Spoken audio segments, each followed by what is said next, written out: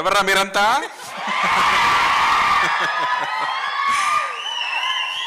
So Karthik గారు, thank you అమ్మా, I love you. Thank you.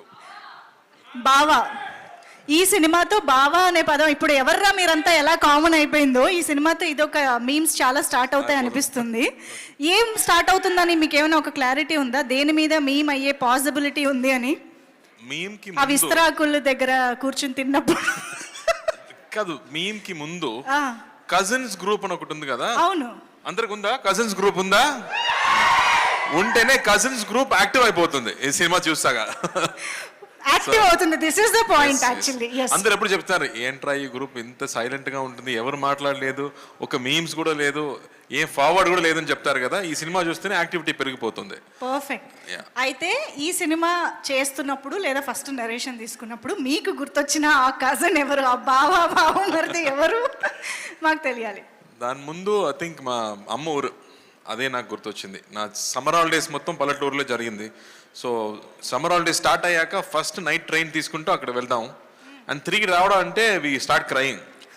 చెన్నైకి రావడం నాకు ఎప్పుడు ఇష్టం లేదు, నాకు ఎప్పుడు విలేజ్ చాలా ఇష్టం. సో మై చైల్డ్హుడ్ గుర్తు వచ్చింది అని చెప్పొచ్చు. వావ్ వావ్, చైల్డ్హుడ్ అంటే అందులో కజిన్స్, అత్తయ్య, మామయ్య అందరూ ఉంటారు కాబట్టి మాకు కూడా అలాగే గుర్తొస్తుంది సినిమా చూసాక అని అనుకుంటున్నాము. మనం ఆల్రెడీ మీమ్స్ టాపిక్ వచ్చింది కాబట్టి సో ఒక్కసారి మీకోసం మీమ్స్ కొన్ని ప్రెజెంట్ చేయడం జరుగుతుంది, చూద్దామా? Can we have the meme please?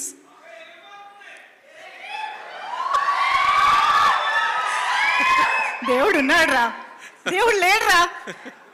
Actually ఈ మీమ్ ద్వారా మేమేం తెలుసుకోవాలనుకుంటున్నామంటే ఇలాంటి సిచ్యువేషన్ మీ రియల్ లైఫ్లో ఏమొచ్చింది అని. యాక్చువల్గా ఒక సిచ్యువేషన్ చెప్పొచ్చు. నేను చెప్పాను కదా, స్కూల్ డేస్లో ఊరికి వెళ్ళాలంటే ట్రైన్లో వెళ్ళాలి. సో ట్రైన్లో వెళ్ళే ముందు ఫస్ట్ చూడడం ప్యాసింజర్ లిస్టు, దానిలో ఫీమేల్ 20 ఫీమేల్ 16 ఏదైనా ఉందా అలా చూసాక ఒక ఫీమేల్ 20 ఫీమేల్ 18 ఉంటే అబ్బా ఈ ట్రైన్ జర్నీ హ్యాపీగా ఉంటుందిరా అని దేవుడు ఉన్నారా అని చెప్పాము. లోపలికి వెళ్ళాక నా సీట్ పక్కన అమ్మాయి ఏదైనా ఉంటే చూస్తే లేదు, అదే బామ్మ కూర్చుంటుంది. సీట్ చేంజ్ చేసి ఏమన్నా దేవుడు లేరా అని చెప్పాము. అప్పుడు వామ్మో, వెరీ మచ్ రిలేటబుల్ కదా మీ అందరికి. నెక్స్ట్ మేము చూద్దాం. ఇది అసలు super duper famous meme. So ఒక్కసారి ఆ డైలాగ్ ఒకసారి చెప్పరా మళ్ళీ? ఇప్పుడే చెప్పాను మరి. రే ఎవర్రా మీరంతా? సో ఇప్పుడు అలా అని ఎప్పుడు అనిపించింది? ఫ్యాన్సే చెప్పాలి కదా ఇది ఎలా మ్యాచ్ అయిందని. బట్ యాక్చువల్గా ఇప్పుడు నేను కాలేజీకి వెళ్ళాను, నా కజిన్ చదువుతున్నాడు, కాలేజీకి వెళ్ళాను. అప్పుడు ఒక గ్యాంగ్ మొత్తం చూశాను, 10 మంది కూర్చున్నారు. అందరూ సెల్ ఫోన్తో పాటు ఏదో టెక్స్టింగ్ చేస్తున్నారు. వీళ్ళందరితో మాట్లాడలేదు. అక్కడ అమ్మాయిలు, అందమైన అమ్మాయిలు వెళ్తున్నారు, అక్కడ చూడలేదు, ఇన్స్టాగ్రామ్ చూస్తున్నారు. ఎవర్రా మీరంతా అని అనిపించింది అక్కడ చూసాక. ఓకే, అమ్మా కార్తీక్ గారు ఎంత అప్డేటెడ్గా కాలేజ్ విషయాల్ని కూడా మర్చిపోలేదంటే మామూలుగా లేదు. నాకు సాడ్గా అనిపించింది. అందరూ ఫోన్లోనే మాట్లాడుతున్నారు, ఫోన్లోనే లవ్ చేస్తున్నారు, అన్ని ఫోన్లోనే జరుగుతుంది. Perfect sir. Yes, next meme please.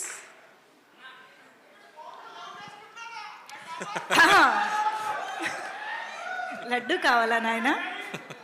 ఇంకో లడ్డు కావాలా నాయన? ఇప్పుడు లడ్డు గురించి మాట్లాడకూడదు, సెన్సిటివ్ టాపిక్, మనకు వద్దు అది. ఓకే, మోతీచూర్ లడ్డు తెప్పిస్తాం మేము మీకోసం. మోతీచూర్ లడ్డు సిచ్యువేషన్స్ కావాలి మాకు, అంతే. సిచ్యువేషన్ కావాలి, లడ్డు వద్దు, ఇప్పుడు వద్దు. సరే okay, next meme.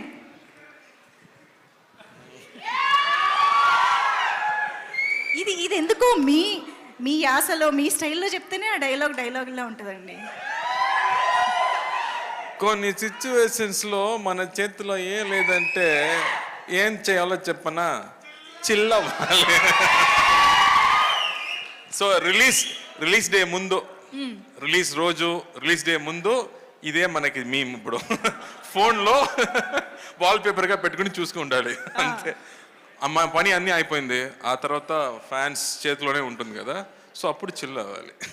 Okay, so yes, memes అయితే అయిపోయాయి. ఇంకా మీ నుంచి మేము చాలా